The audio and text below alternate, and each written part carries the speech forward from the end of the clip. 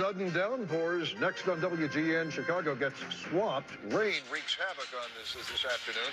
A wrestler's family killed. Police say he did it. The bizarre scene inside Chris Benoit's house. And in her first hours of freedom, what Paris Hilton did after getting out of jail. This is Chicago's very own WGN News at 9. Giving Chicago wild weather giving Chicago a summer soaking, torrential rain causing flooding in streets and basements. And tonight, many are left bailing out. Good evening, I'm Micah Mateer. Allison Payne is off tonight. And I'm Steve Sanders. Our top story, the flooding. WGN's Juan Carlos Van Hool was ankle deep in the deluge. JC, we hope things are drying out now.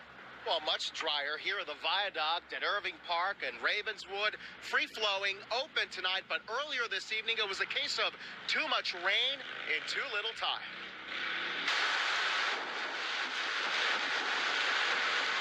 What started as an afternoon thunderstorm quickly escalated into a flood of trouble. Chicago's north side hardest hit. Over 4 inches of rain an hour caused this. Viaducts up and down Ravenswood filled to the brim. Vehicles stuck all over the place. It's crazy out here. It's like a monsoon. You can bet there were some soggy letters in here. Angry riders somewhere waiting for this waterlogged CTA bus. And kids elsewhere not getting home after a school bus driver decided to gun it through the flooded Ravenswood and Berteau viaduct, only to come to a screeching halt with spectators egging him on. And here at Ravenswood and Sunnyside, people are actually using the sidewalk to avoid the flooded-out viaduct.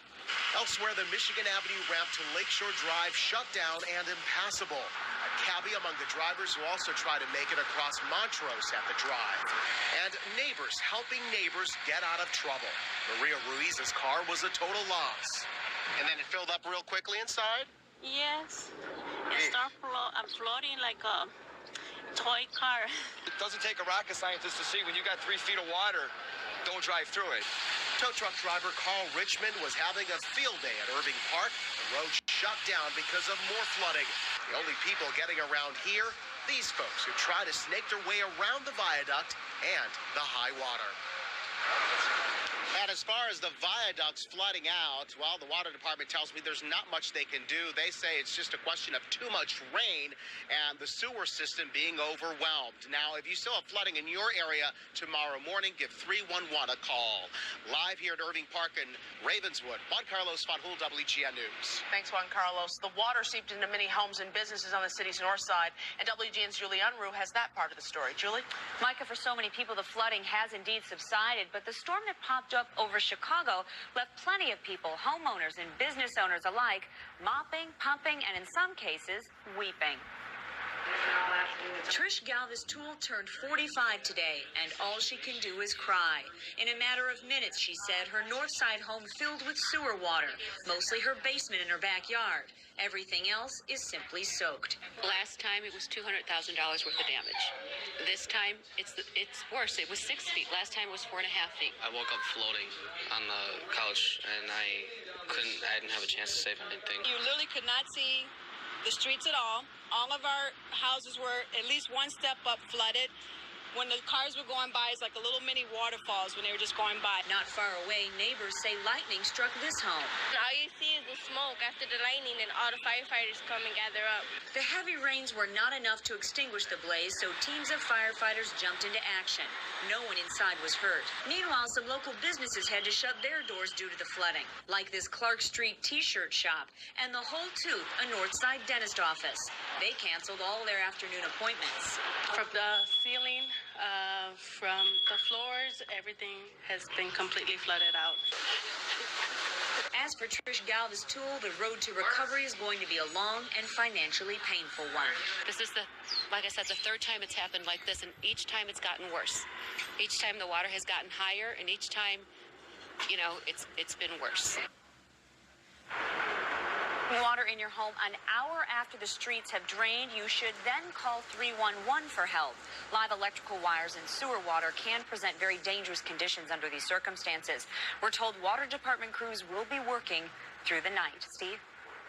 Thank you. Power's still out for more than 2,500 ComEd customers in Chicago, but some places didn't even see the storm and not even a drop of rain. Let's check in now with WGN Chief Meteorologist Tom Skilling in the Weather Center. Tom, we haven't seen the end of this, have we?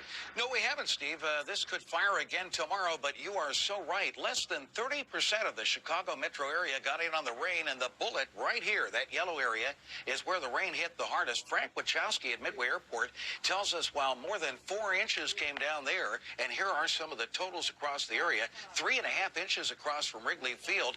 Coal City showing it wasn't just limited to the city of Chicago itself, 2.12 inches southwest of the area.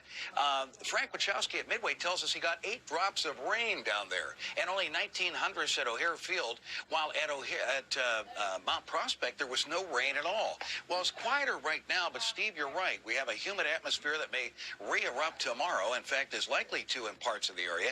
We'll tell you more about that and look at a big change to cooler weather, but heat for the 4th of July. All that coming up and more on today's big storms. Thanks, Tom. We'll see you shortly. Jurors in Chicago's biggest organized crime trial in years got an eye and an earful today. Prosecutors played video from a hidden camera allegedly showing reputed mobster Frank the German Schweiss shaking down a Wells Street business. What he did not know is that the business owner was funneling information to the FBI. 5 alleged mobsters are on trial. They're charged with 18 murders plus extortion, loan sharking, and illegal gambling over 4 decades.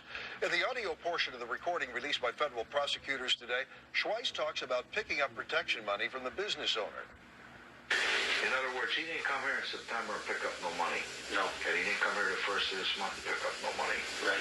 So when I'm getting off you now, cleans you up for the month of September and the month of October. You are not due now until November. Jurors also saw Schweiss bragging about how violent the Chicago mob is, claiming that even New York mobsters won't mess with the Chicago outfit. That recording has not yet been released. It will be at least a month before an Oswego man accused of murdering his family returns to Illinois. This morning, a judge set a July 25th extradition hearing for Christopher Vaughn. Authorities are trying to move him back to Will County, where Vaughn's wife and 3 children were found murdered in their SUV earlier this month. Officials say the hearing was pushed back to give defense attorneys time to file a written challenge to that extradition. Vaughn will remain in custody in Missouri, where he was arrested last weekend at his family's funeral. Police say a professional wrestler with a wholesale family image strangled his wife and son. We'll have more on that later on. Nobody expects to bury their children. No parent expects to do that. I know I didn't. A mother's anguish as she copes with the loss of her child in a neighborhood fed up with gangs killing kids. How's your rage going? Better. Advice is like medicine, easy to give. Keep an eye out for... You're watching Chicago's very own WGN News at 9. A vigil tonight for an innocent victim of gang violence. A 13-year-old girl killed by a bullet meant for someone else. Her death leading to yet another call for a crackdown on guns and gangs. WGN's Tom Negaban has that story. We call an end to the violence, to the shootings and to the killings. A call joined by scores of neighbors who've come to this Northwest Side play lot to mark the spot where a young life was cut tragically short. It's very hard to see this happen. She's just a good person, and I just don't understand why her. 13-year-old Shauna Gayden, an honor student at Ames Elementary, shot once in the head last night, caught in the crossfire of rival gangs. Police have a 19-year-old in custody. No consolation at all to Shauna's parents. It's a tragedy, you know. I won't wish on nobody, family.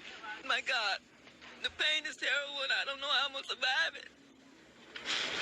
She did not have the night. It's the pain Rita Sally's been trying to survive since the second she got the news. The hospital did as much as they could do to save my baby. But the bullet did too much damage to her.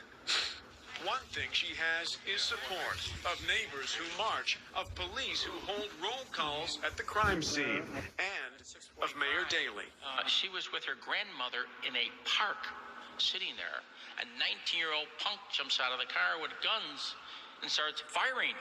Mayor Daley on the same page as mourners here tonight, calling for an end to the way of the gun on many of Chicago's streets and for parents to work harder to keep their kids out of gangs. In Logan Square, Tom Negevin, WGN News. New details tonight about